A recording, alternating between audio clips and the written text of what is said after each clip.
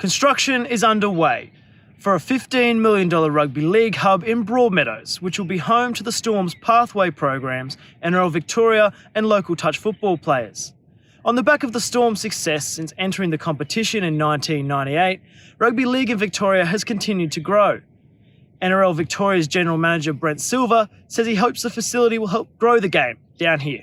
We've been fortunate. We've had a number of players come out of Victoria already. So the latest being Dean Ieremia playing for Melbourne Storm this year, and also Kelma Tuolangi playing at West Tigers this year.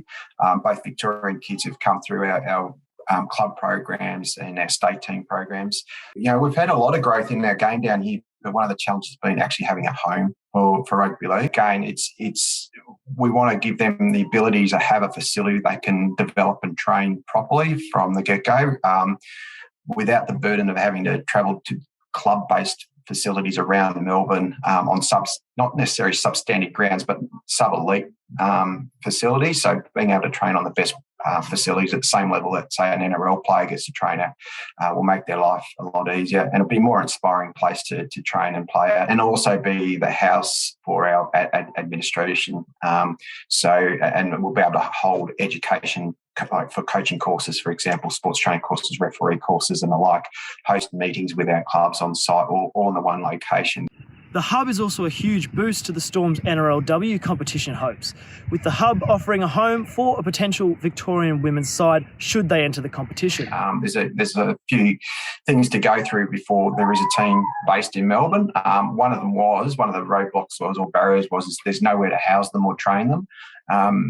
Now, if they're playing would be playing out of Amy Park. But in terms of a training facility, where Melbourne Storm are based at Amy Park, it's already at capacity with all the other tenants that are at Amy Park, and that was one of the